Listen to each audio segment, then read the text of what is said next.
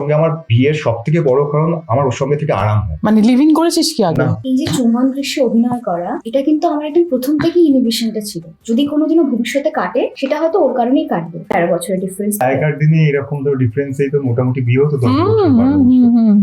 আমরা এই সম্পর্কে না এলে হয়তো আমরা বুঝতাম না যে এর সত্যি এত ভ্যালুটা কি? ভালো দিক রয়েছে। সম্পর্ক কি বহুগামী? আমরা যখন কোনো চেয়ারের দোকানে চেয়ার কিনতে চাই, হ্যাঁ, দু একটা তারপরে চেয়ার chair দেখি, তারপর তো তারপরে আমরা চেয়ার দেখি, কিনি। হ্যাঁ। তো অনেক সময় তো আমরা একটা চেয়ার বাড়িতে নিয়েও আসি, সেটা আমি অ্যাড করছি, যে হ্যাঁ। নিয়ে এসে দেখলাম চেয়ারটা ভাঙা বেরোলো, কিন্তু হ্যাঁ। যেহেতু ছিলাম ওই চেয়ারটা হ্যাঁ, আমি থাকবো, হ্যাঁ, আমার সঙ্গে ঠিক, সারা জীবন ঠিক থাকবে। ঠিক। একটা কোনো একটা পয়েন্ট আসে যখন তোর মন বলে দেয় dude, you are going in the wrong way. The universe has already decided what's right and wrong for you. আমি সেরকম একজন মানুষকে পেয়েছি যে আমাকে শাসনও করে, ততটা আমাকে ভালোবাসে, ততটা প্যাম্পার করে একদম মাথার ওপরে তুলে একদম বাদরও বানিয়ে দেয়। বকেও, ঝগড়া হয় না। 2026-এর মাঘ মাস অবশেষে রণজয় বিষ্ণুর বিয়ের মাস হলো।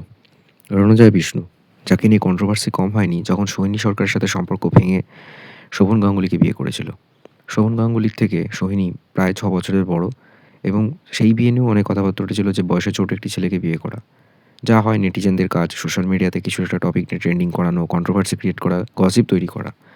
রণজয় বিষ্ণু অবশেষে তার থেকে 14 বছরের ছোট শ্যামপ্তি মোদলিকে বিয়ে করেছে। শ্যামপ্তির সাথে কিছু কাজও করেছিল এর আগে। সেই সূত্রেই আলাপ, তারপর অনেক দিনের একটা সম্পর্ক, প্রেম, তারপর তাদের বিয়ে। সত্যি কথা বলতে কি, বিয়ে বা প্রেম এসব তো আর বয়স দেখে হয় না। আর একটা ঠিক কথাই যে ডেস্টিনি যেখানে লেখা থাকবে সেখানে আপনার সাথে তার মিল হবেই। রণজয় বিষ্ণুকে নিয়ে কম আলোচনা হয়নি, বিকজ সে একজন হার্টথ্রব। অনেক নাটক, অনেক সিরিয়াল করেছে, থিয়েটারের লোক। তো তার মধ্যে পপুলারিটি রয়েছে মেয়েদের মধ্যে, বিশেষ করে ক্রাশ যাকে বলে। তো সে 14 বছরের ছোট একটি মেয়েকে বিয়ে করেছে, সেটা তার ব্যক্তিগত চয়েস। প্রশ্নটা হচ্ছে যে এই বিয়ে কতদিন টিকবে, এটা অনেকেই বলছে। সেটা ডিপেন্ড করছে তাদের মানসিকতা, অ্যাডজাস্টমেন্ট, আন্ডারস্ট্যান্ডিংয়ের ওপর। সেগুলো নিয়ে তো এখন থেকে বলাটা উচিত না, সবে তারা যাত্রা শুরু করেছে।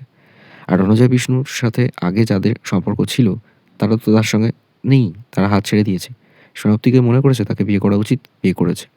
এবার এখানে অনেকেই বলছে যে হঠাৎ করে সমাপ্তির মধ্যে কী এমন পেলো, আর সমাপ্তি বা রণজয় বিষ্ণুর সাথে বিয়ে কেন করলো? ডেফিনেটলি তাদের মধ্যে বন্ডিং বেটার রয়েছে, তাই তারা বিয়ে করে নিয়েছে। বাট ওই যে বললাম, নেটিজেনদের কাজই হলো শুধু ক্রিটিসাইজ করা, অ্যানালিসিস এবং গসিপ তৈরি করা। হ্যাঁ, হতে পারে যে রণজয় বিষ্ণুর আগে অনেক রকম আপস অ্যান্ড ডাউনস গেছে, তার বাড়িতে কিছু ভৌতিক ঘটনা ঘটেছে, অনেক কিছু ঘটে গেছে, কিন্তু তারপরে ফাইনালি সে বিয়েটা করেছে। পর্যন্ত বলেছে যে বিয়ের স্টেজেতে তার নাচার কি ছিল, হাবাতের মতো। আমি বুঝলাম না এখানে হাবাতে শব্দটা কেন ইউজ হয়েছে।